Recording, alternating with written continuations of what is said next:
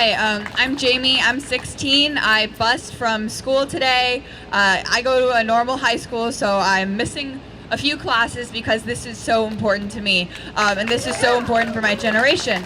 And just to clarify about the Washington State lawsuit, while the Washington State government pretty much threw it out, we're still appealing and we're still trying to keep fighting and keep getting it through and keep going back and forth until we get the result that we need, because it's totally unacceptable, not only what the federal government is doing, but what the Washington State government is doing, especially because here they talk like they're solving everything when in reality they're just making everything worse. So that is unacceptable. Now, if you were watching a movie and all of the characters in it knew that there were only 12 years left to save the world, but they continued going on with their lives as if nothing was happening and let the clock run out, you would yell at the screen, right? You would throw popcorn at it and be like, oh my god, you guys are being so dumb. You're in the middle of an emergency and literally everything is at stake and you're just going to ignore it and let it continue to get worse? Well, we on planet Earth are living out that movie. Climate change and environmental destruction are quite literally making the world end, and the United Nations made it crystal clear that we have a maximum of 12 years left in order to turn the tide on the climate crisis and save humanity. 12 years left is what the United Nations said a few weeks ago. What would you do if you only had 12 years left to save the world? Because you do only have 12 years left to save the world. And that doesn't mean set your timer for 12 years from now and then get around to mitigating the climate crisis then. It means starting yesterday, we have to radically change our society, the way we live, the way we power our lives, and fully make that climate justice transition in the span of 12 years in order for it to not be too late. That's the 12 years that I'm talking about.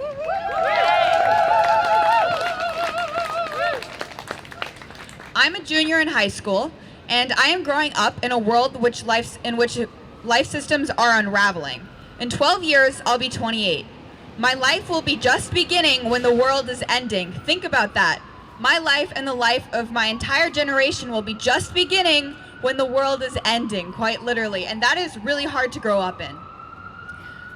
It's not fair to my entire generation that we are inheriting this monstrosity of a problem.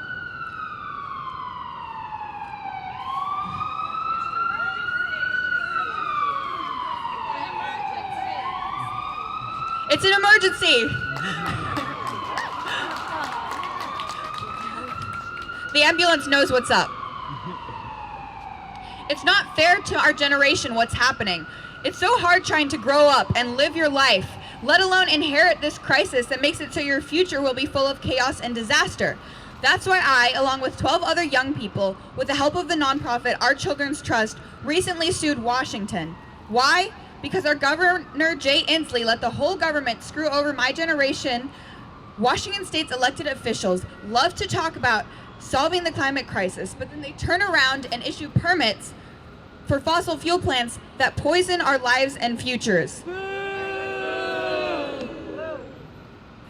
The even crazier part is that they are destroying our life support systems with a fossil fuel energy system that is wholly unnecessary to provide for our basic energy needs.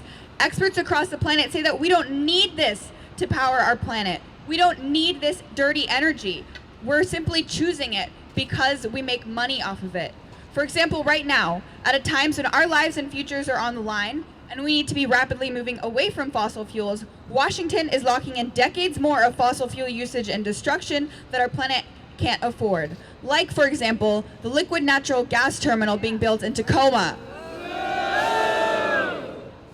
The Puyallup tribe, that has already been through so much at the hands of our colonial government system, is fighting tooth and nail against the liquid natural gas plant and all new fossil fuel infrastructure because they know what's at stake.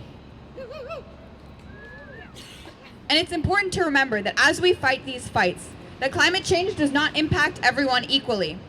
Climate change was caused by the systems of oppression that let it happen, like colonialism, consumerism, capitalism, and racism. Climate change is not simply about there's a bunch of carbon in the air. Climate change is about how did it get there? Not physically, but how did we let it happen? How did we let a society happen where we're literally destroying the future of all youth and our entire planet.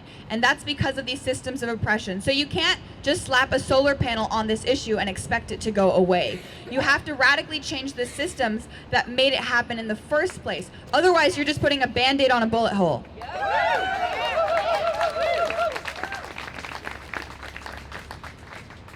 As we fight climate change, we have to remember how intersectionally intertwined it is with all other social justice issues.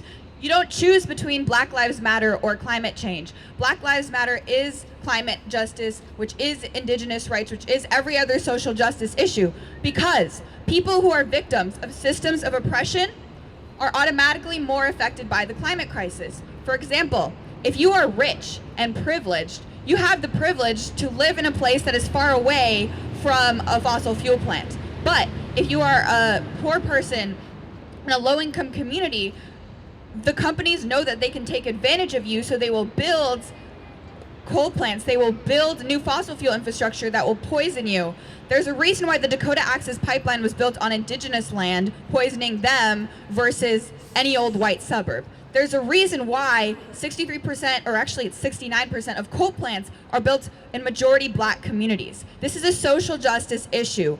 You can't ignore the people on the front lines when you fight this issue, and you can't talk about climate as something separate from us, as some overarching environmental crisis. It's poisoning people, it's already killed people. And that's why I need you guys to promise that you will take action long after you get home from this rally. So,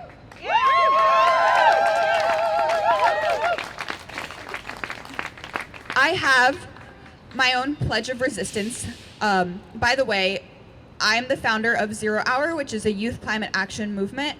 We are majority high schoolers, majority young women of color from all around the country that organized the first ever youth climate march in Washington, D.C. and 25 cities around the world this summer. We captured mainstream media attention and mainstream attention on youth in the climate crisis, and have been working with people across different movements on making this issue urgent in the public eye, and we are continuing to do that. So if you're interested in talking about 0 Hour, just come find me later. But right now, this is the Pledge of Resistance that was read at the Youth Climate March on July 21st, and I need you to raise your hand and repeat after me.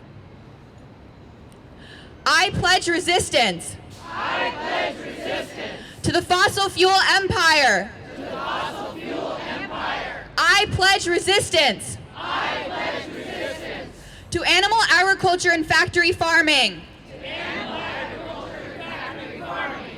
I pledge resistance I pledge resistance to systems of oppression. to systems of oppression.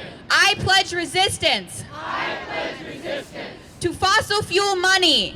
to fossil fuel money. I pledge resistance I pledge resistance to corporations putting profits over people. to corporations putting profits over people. I pledge I pledge to build solutions in my community. to build solutions in my community. I pledge I pledge to educate my community. to educate my community. I pledge I pledge to make eco-friendly changes in my lifestyle. to make eco-friendly changes in my lifestyle. I pledge I pledge to vote in the midterms. to vote in the midterms.